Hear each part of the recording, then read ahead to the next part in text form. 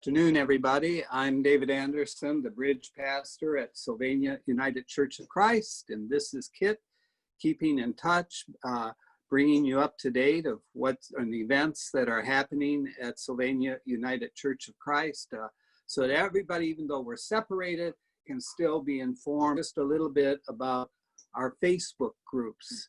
I'm currently leading a study on white fragility on Tuesday evenings and Wednesday mornings. And as a part of that, we have two Facebook groups that have given supplementary material to the material being covered in white fragility. The first group is the Sylvania UCC book group. And if you go to that, there is a video on there called Racism in the Church, and it's an excellent video of the issue of race in the church. And then the social justice group of our church also sponsors a group on Facebook, the social justice group, and there you will find printed material regarding the whole issue of racism, which we are looking at in white fragility. So I encourage you to look those groups up. You can do it by going to Facebook, and then at least on my iPhone, there's a little like bear claw or whatever, and I touch that and all the groups come up, and you do need to join the group to be able to participate, but all it takes is a touch and you're a member. So Sylvania UCC book group and social justice group. Now, I would like to have Elaine Jansen bring us up to date on Vacation Bible School, which I believe there's one more session. Elaine? Yes, thanks, David. Like David said, we have one more VBS tonight or tomorrow night, or Wednesday night, whenever you see this video. It's Wednesday night. And I can't believe we're at the end of July. I just want to thank everyone who helped in some way, helped create a video, made some music, attended, or led a story time. So thank you so much for your participation. I hope all of the children liked gathering on Wednesdays with us. And I just also want to say thank you so much to the whole church community. This is my last week with Sylvania UCC, my last Keeping in Touch video. So thank you so much for all of your kind words, and I've really enjoyed getting to know all of you, especially on staff this past year. Thank you. Well, and Elaine, we want to thank you. We really appreciate all the talent and everything that you have done to help us out during this special time. And if you're watching this, you may not be aware, but really Elaine is the one behind the scenes that brings us together and kind of directs traffic while we're recording this. So we're very appreciative of all the work that you've done, and certainly wish you well and pray God's blessing as you move to Nashville. Now, Joyce, you wanted to bring us up to date a bit on the LPGA. Yes. Hi, everyone. Just want to give a heads up in case anyone drives past the church and sees a lot of cars in the parking lot this Wednesday and Thursday. The LPGA, they are going to be doing their clothing distribution to the volunteers, and that will be this Wednesday and Thursday. So just a heads up for that. Also, I would like everyone to know that the newsletter deadline is August 3rd, and that will be going out August 10th. So if there's anything that you want in the newsletter, just shoot me an email by August 3rd. And one last thing, I've been getting some phone calls over the weekend with people having some problems trying to navigate finding their way to our worship services on Sunday. Just a reminder that an email does go out on Saturday at noon with a link that you can join the fellowship time prior to the service. That is held through Zoom. And then totally separate is the YouTube link, and that is where our worship Sunday service is on our YouTube channel. So those are two different entities, and if you have any other questions, feel free to give me a call or shoot me an email. I'll try to walk you through it. So stay safe. Thank you, Joyce. As I'm sure all of you are aware, we have had a COVID-19 committee since the beginning of this pandemic that meet weekly to discuss policy and guidelines for the church. And today we have as a special guest Ruth Ann Finch, who is the new chairperson of the Health Ministries Board of Sylvania UCC. And along with members of the COVID committee, they have developed guidelines for when we are able to again have in-person worship, the parameters that we might consider as we think about whether we would want to attend one of those services or not. As you are aware, as long as we are in level 3, there is no in-person worship, but for when that changes, we wanted everybody to have as much information as they can in making that determination as to whether they should attend live worship. Ruth Ann, we're delighted to have you with us, and thank you for taking time out to present this today. Well, thank you for having me. Health Ministry has many ongoing ministries to help promote health and well-being in our congregation. And to start, I'd like to highlight 2 of those. One's called Caring Connections, and this is a ministry that pairs a member with another member who may be having mental or physical health issues or mobility issues and is no longer able to attend church regularly. It's our goal to make these members feel connected and cared for with monthly contact from our church. This can be in the form of a regular phone call or sometimes a visit. It's our hope that if health concerns, need for pastoral service, or a change in residence is identified, that we or the church would be notified. Throughout this pandemic, there have been 6 people who have ensured that this ministry has been consistent. And I would like to take this opportunity to thank Kathy Hunter, Peggy Meisner, Jane Ransom, Kathy Tashima, Marge Cater, and Carolyn Schultz. I am sure that there have been many others that have been reaching out to each other, and we want you to continue to do this, and thank you for your caring spirit. The second ministry that's been ongoing is called Caring Partners. And in this ministry, a volunteer who's willing to provide a meal to those who find it difficult to prepare meals, such as new parents or those that may be grieving, those who've had surgery, or those who are newly released from rehab or the hospital. They're identified, and if meals are requested, then our volunteers do provide them. Some Caring Partners also provide transportation to appointments, treatments, or even church, and they pick up groceries at times. Many of these Caring Partners are also participating in Caring Connections.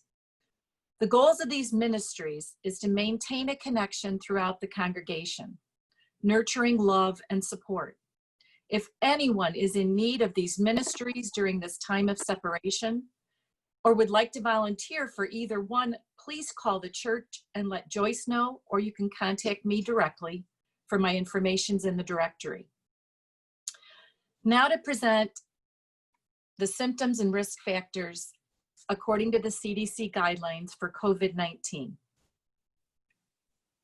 Information at this time is key, and so I would like to present the summary of the CDC guidelines of the symptoms of the COVID-19, as well as who might be at risk for developing a severe response to the disease. In no way are we giving medical advice, but simply trying to help you make the most informed decision regarding returning to on-site worship. With the help of Dr. Jeff Wall and Peggy Meisner, I prepared several slides to help explain this information, and they will be posted on the church website following this discussion. The most common symptoms of COVID-19 are fever, dry cough, and tiredness. The less common symptoms appear to be aches and pains, headache, a loss of smell or taste, a sore throat, congestion or runny nose, nausea and or vomiting, diarrhea, conjunctivitis, which is known more commonly as pink eye, and then a skin rash. Many times it's on a discoloration of your fingers and toes. It could be a rash on your legs, similar to like a chickenpox rash. There really is not a consistency yet, just that the CDC has recognized that skin rash is a symptom.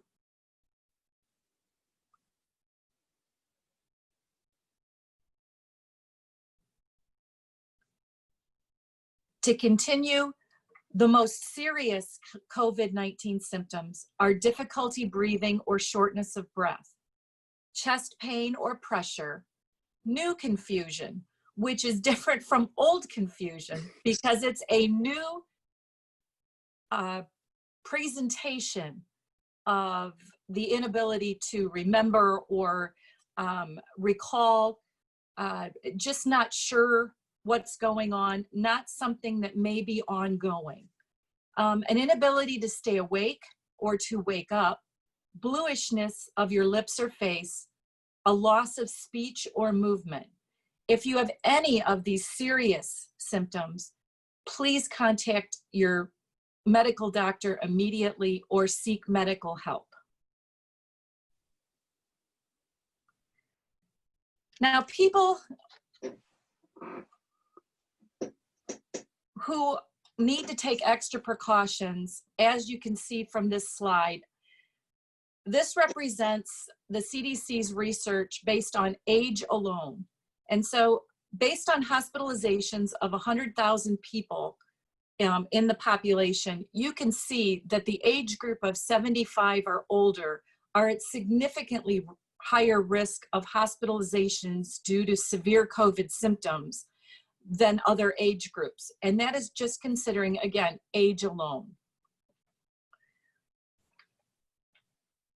People who, according to the CDC, who need to take extra precautions at any age are people who have illness that can affect their immune systems. There's two main groups of medical conditions that can place you at a higher risk of developing a serious reaction to the virus. Research has shown that the following list of medical conditions do place you at a higher risk for serious illness. And they're people who are being treated for cancer, chronic kidney disease, COPD, which is a chronic obstructive pulmonary disease such as chronic bronchitis or chronic emphysema, anyone in an immunocompromised state or a weakened immune system from an organ transplant,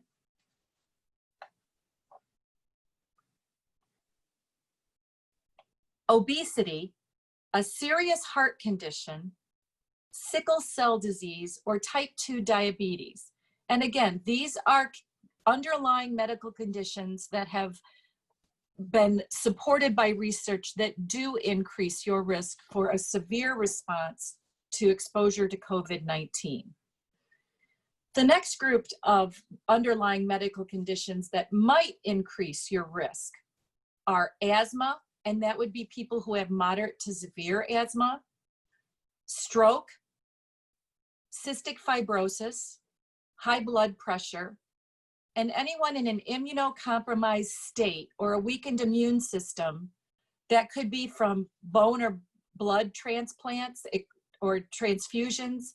It could be due to HIV or any kind of immune deficiencies, or even the use of corticosteroids or other biologic medicines. Liver disease, pregnancy, smoking, neurological disease that can include dementia, type 1 diabetes, and then a blood disorder called thalassemia. Again, information is based on research by the CDC at this time, and as we learn more and more about COVID-19 and the population's response to it, the information will continue to grow. In summary, in no way are we trying to tell the congregation what to do or when they should or should not return to on-site worship. But with so much information out there, We are trying to help focus the message of the CDC to make it usable. Again, these slides are available on the church website, and if you would like more information, please refer to the CDC website or talk to your medical professional. Please continue to use all of Sylvania UCC's opportunities for worship, learning, and fellowship to stay connected as children of God. Thank you for this opportunity to be with you today, and stay healthy. Thank you, Ruth Ann. That was very informative, and I hope that everybody will make reference to this guide that the committee has prepared for you when we do reach that point when, again, we can have in-person worship or meetings at the church. These are important guidelines that are offered to you as you make those decisions for yourself. I believe that's all we have today. I want to mention that next week, Kathy Toshima, who was the chairperson of the search committee, will be with us, and she is going to talk about, as our new pastor joins us, Pastor Vern, the beginning of September, and because of this virus and because of the social distancing and the church being closed, the question is, how are we going to get to know Vern? How is he going to get to know us? And Kathy is going to address these issues next week as we get together for KIT. We thank you for joining us, and we will see you next Wednesday. Thank you. Goodbye.